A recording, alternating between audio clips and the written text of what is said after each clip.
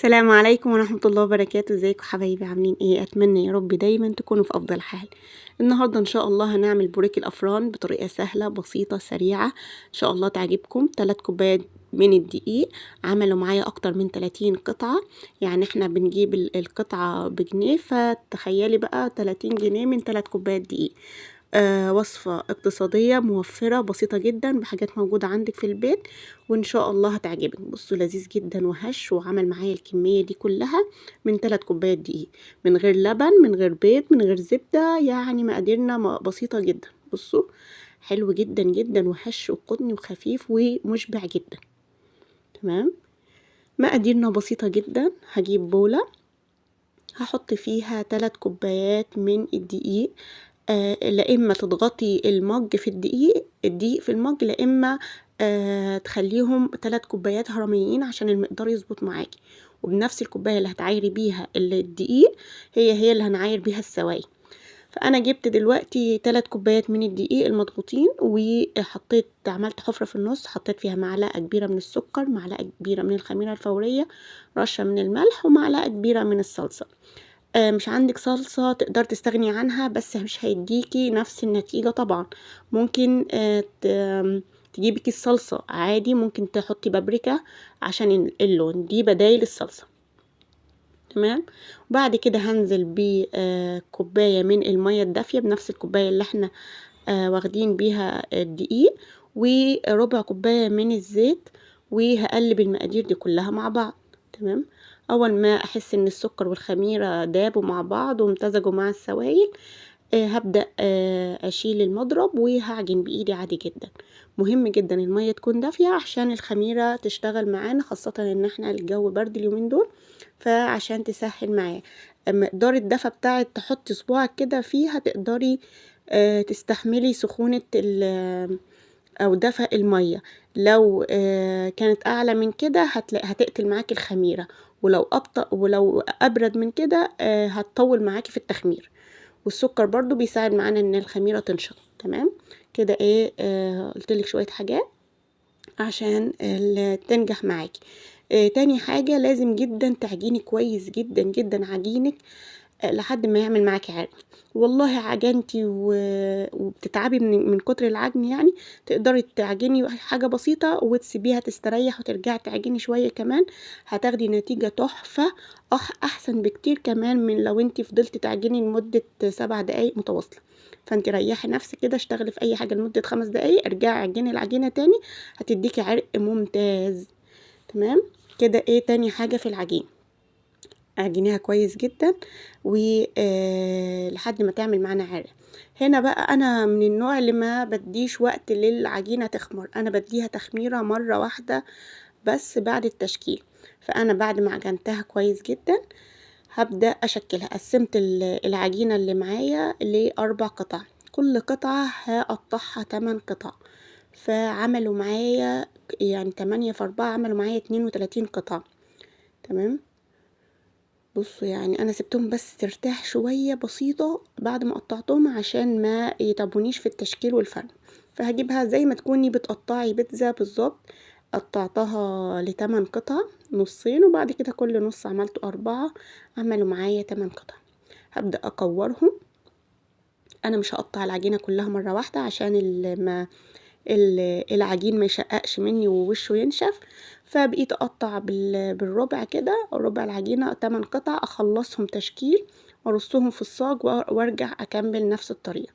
فبصوا بايدك عادي جدا هتتفرد منتهى السهولة. تمام. هفردهم كلهم عشان انجز معايا في لما اجي احشيهم ما ياخدوش معايا وقت ولا مجهود، فما خدوش معايا ثواني. يعني بصوا حاجة بسيطة جدا اهو. 8 قطع فردتهم. هجيب بقى الجبنة البراميلي اللي موجودة عندي. ما عندكيش جبنة براميلي تقدري تستعملي اي نوع جبنة موجود عندك في التلاجة. خلاص. طبعا الجبنة البراميلي افضل بكتير من اي جبنة تاني، بس لو مش موجود عندك ما توقفيش الوصفة على حاجة زي كده، اشتغلي باي جبنة عندك وخلاص. انا دي رشة من الزعتر، ودي اختياري. يعني مش موجود عندك مش بتحبيه خلاص، بس انا بحبه جدا مع الجبنة. تقدري ممكن تحطي زيتون، ممكن تحطي فلفل أخضر، أي حاجة انتي تحبيها أو تفضليها تقدري تحشي بيها. خلاص هبدأ كده أقفل كويس جدا، والجزء اللي أنا قفلته هو اللي أخليه من تحت، وأبدأ ايه أشكلهم بالمنظر ده. بصوا سهل جدا، مخدش معاكي وقت خالص، تعملي كمية حلوة قوي في أقل من نص ساعة.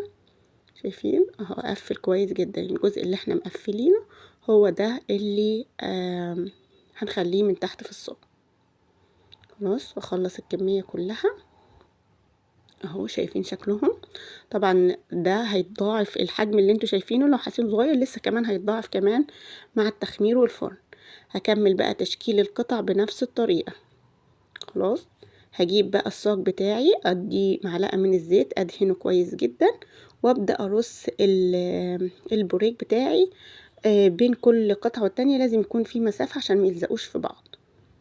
بصوا سهل الموضوع جدا.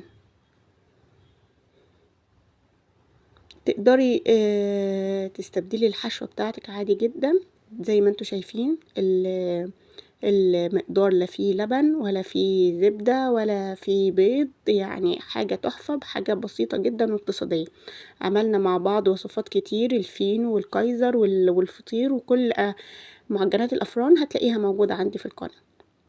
هنا بقى حبيت للناس اللي ما بتحبش تفرد بالايد، انا معايا النشابه اديها فرده. بصوا بسرعه جدا خلصت لي الموضوع.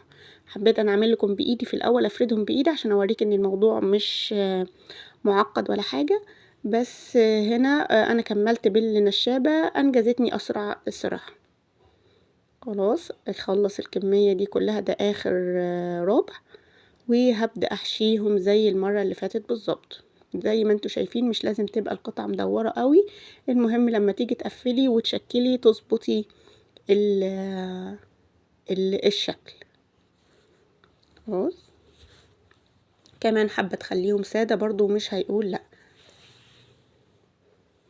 احنا عشان درجة الجو برد اليومين دول، فتقدري عشان تسرعي عملية التخمير تجيبي صينية أصغر من الصينية بتاعتك، تحطيها فيها مية سخنة، تحطي عليها الصاج بتاعك وتغطيه.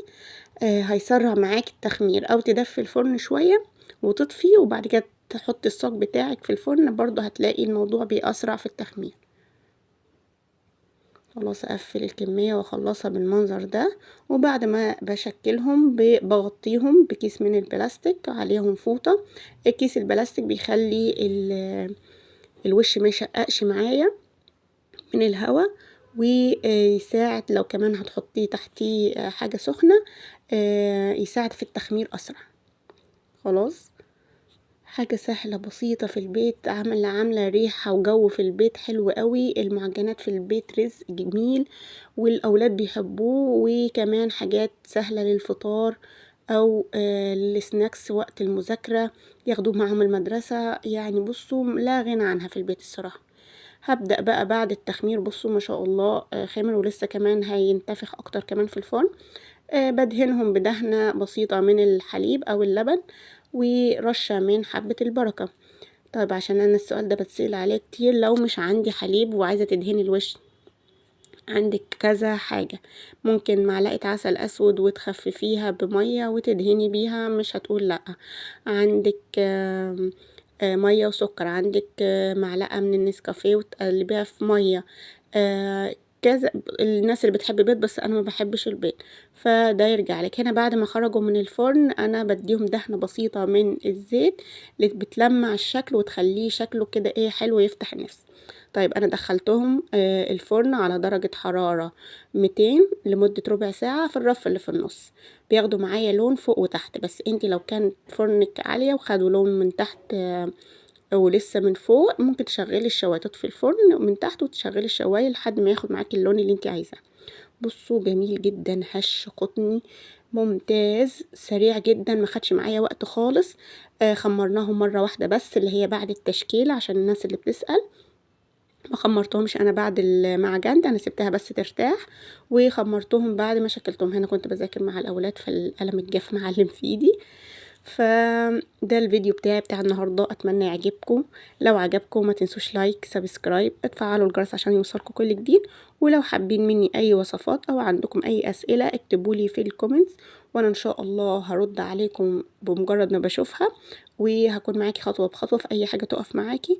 واشوفكم ان شاء الله في الفيديوهات اللي جايه باذن الله. سلام عليكم.